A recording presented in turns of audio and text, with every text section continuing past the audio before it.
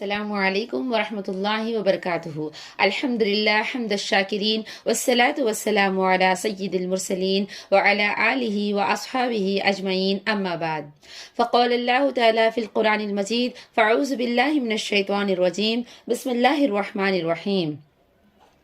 ومن آیاته اللیل والنہار والشمس والقمر لا تسجدوا للشمس ولا للقمر واسجدوا للہ الذی خلقہن ان کنتم ایاہ تعبدون۔ سورہ حامیم سجدہ آیت نمبر 37۔ تمام تعریف و توصیف اس اللہ رب العزت کے لیے لائق و سازگار ہے جو انسان کے قدم قدم پر اس کی رہنمائی و دستگیری کرتا ہے۔ ہمارے اور آپ کے نبی جناب محمد مصطفیٰ صلی اللہ علیہ وسلم پر بے شمار درود و سلام ہوں۔ معزز سامعین و سامعات، آج ہم سورج اور چاند کو گرہن لگنے کی حقیقت اور اس کے کچھ من گھڑت باتیں واضح کریں گے انشاءاللہ۔ دیکھیے، اللہ تعالیٰ فرماتے ہیں سورہ حامیم سجدہ میں کہ اور رات اور دن، سورج اور چاند اللہ کی نشانیوں میں سے ہیں، تم لوگ نہ سورج کو سجدہ کرو نہ چاند کو، بلکہ اللہ کو سجدہ کرو جس نے ان چیزوں کو پیدا کیا ہے، اگر تم اس کی عبادت کرتے ہو۔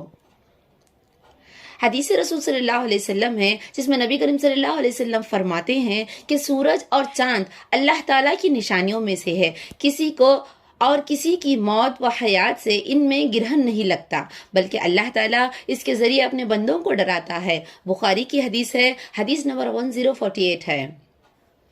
دیکھیے، یہاں پر ہمیں اس بات کا معلوم ہوتا ہے کہ سورج اور چاند کتنی بڑی مخلوقات ہیں، پھر بھی اللہ تعالیٰ نے انسانوں کو ڈرانے کے لیے، بندوں کو ڈرانے کے لیے اس کے لیے ایک سورج کو گرہن لگایا ہے، چاند کو گرہن لگایا ہے۔ پھر اسی طرح نبی کریم صلی اللہ علیہ وسلم کا ایک واقعہ ہے جس میں معلوم ہوتا ہے کہ اللہ کے نبی کریم صلی اللہ علیہ وسلم کا بیٹے کا انتقال ہو گیا۔ اس دن سورج کو گرہن لگا۔ صحابہ اکرام رضی اللہ تعالی عنہم اجمعین نے کہا کہ اللہ کے نبی صلی اللہ علیہ وسلم کا بیٹا تھا، اس لیے سورج کو گرہن لگا۔ نبی صلی اللہ علیہ وسلم کو جیسے ہی یہ بات معلوم ہوئی، آپ صلی اللہ علیہ وسلم ممبر پر کھڑے ہوئے اور فرمانے لگے، اے لوگوں، سورج اور چاند اللہ کی نشانیوں میں سے ہیں، یہ کسی کے مرنے اور جینے سے آتے اور جاتے نہیں۔ بخاری کی حدیث ہے، حدیث نمبر 3203 ہے۔ اسی طرح ایک اور حدیث ہے جس میں ہمیں معلوم ہوتا ہے کہ جب اللہ کے نبی صلی اللہ علیہ وسلم کا وقت تھا، جب سورج کو اور چاند کو گرہن لگتا تو اللہ کے نبی صلی اللہ علیہ وسلم کا عمل کیا تھا؟ عمل نبی صلی اللہ علیہ وسلم کا یہ تھا کہ جب سورج اور چاند کو گرہن لگتا تو نبی کریم صلی اللہ علیہ وسلم اندر جانا پسند کرتے تھے، مسجد میں رہنا پسند کرتے تھے اور نماز پڑھنا پسند کرتے تھے، اور پورا گرہن ختم ہونے تک آپ صلی اللہ علیہ وسلم نمازیں پڑھا کرتے تھے۔ بخاری حدیث نمبر 1046 ہے۔ اسی طرح ایک وقت کا واقعہ ہے کہ ابو بکر رضی اللہ تعالی عنہ فرماتے ہیں کہ ہم نبی کریم صلی اللہ علیہ وسلم کی خدمت میں حاضر تھے کہ سورج کو گرہن لگنا شروع ہوا۔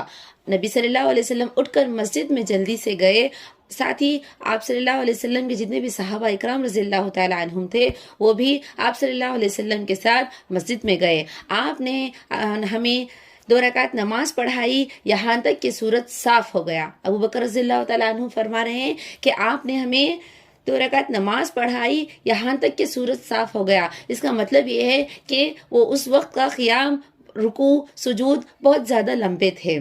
سورج اور چاند، اور نبی صلی اللہ علیہ وسلم فرماتے ہیں سورج اور چاند میں گرہن کسی کی موت و ہلاکت سے نہیں لگتا، لیکن تم گرہن کو دیکھو تو اس وقت نماز ادا کرو، دعائیں کرتے رہو یہاں تک کہ گرہن صاف نہ ہو جائے۔ بخاری حدیث نمبر 1040 ہے۔ دیکھیے، ان سب احادیث سے ہمیں معلوم ہوتا ہے کہ جب سورج اور چاند کو گرہن لگے تو اس میں کسی اور چیزوں کی کوئی حقیقت نہیں ہوتی، یہ صرف اللہ کی نشانیاں ہیں جو لوگوں کو ڈرانے کے لیے اللہ تعالیٰ نے سورج اور چاند کو گرہن لگایا ہوا ہے۔ اور اسی طرح اس کو جب اس کی نماز پڑھائی جاتی ہے، اس کو صلاۃ الکسوف یا صلاۃ الخسوف کہا جاتا ہے۔ اور اس کی جو صلاۃ الکسوف، یہ جو نماز ہوتی ہیں، یہ 2 رکعات پر مشتمل ہوتی ہے۔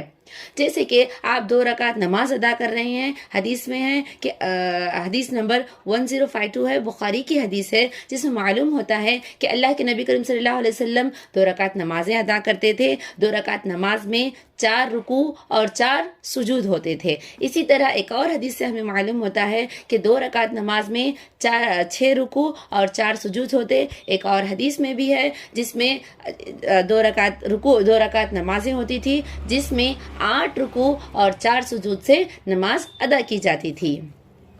اسی طرح ایک اور چیزیں ہیں جو ہمارے معاشرے میں، ہمارے مسلمان معاشرے میں جس کو عام سمجھی جاتی ہے، جس کو جا کر من گھڑت باتیں ہیں یہ، لیکن اس کو عام سمجھی جاتی ہے، جیسے کہ حاملہ عورت کا سورج اور چاند کو جب گرہن لگتا ہے تو اس وقت حاملہ عورت کو گھر کے کوئی کام نہیں کرنے دیتے، لوہا یا چاقو اٹھانے نہیں دیتے، گھر سے باہر نہیں نکلنے دیتے، یا پھر اور بھی ایسی چیزیں ہیں جو حاملہ عورت کو کرنے سے منع کیا جاتا ہے۔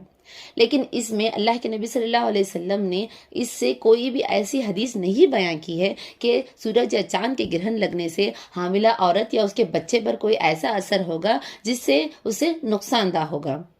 پھر اسی طرح لوگ سمجھتے ہیں کہ اس میں جو سورج اور چاند کو گرہن لگتا ہے، ایسے وقت میں کثرت سے جادو ہوتا ہے، برائیاں عام ہو جاتی ہے، بلائیں نازل ہوتی ہے۔ چاند میں جب گرہن لگتا ہے تو لوگ سوچتے ہیں کہ بلائیاں عام ہو جاتی ہے، بلائیوں کا نزول ہونے لگتا ہے، لیکن یہ بھی غلط بات ہے۔ اسی طرح اس سے آفتیں آتی ہیں، جیسے کہ ایکسیڈنٹ ہونا یا پھر کوئی ایسی چیز ہونا جس کا لوگوں نے سوچا نہیں ہوگا۔